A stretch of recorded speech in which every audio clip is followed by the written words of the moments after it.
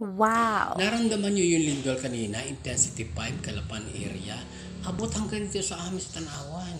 Talagang lumiglig ang nakaupo pa naman ako doon. Nagbibisita ko kanina ang aking dashboard.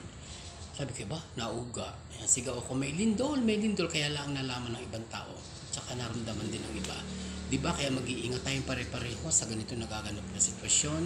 At ang sabi ng matatanda sa una, nakapisang ko noon, pag may ganyan kalamidad at lindol, alin man ang bagyo, tag-init or taglamig, sigurado daw yun.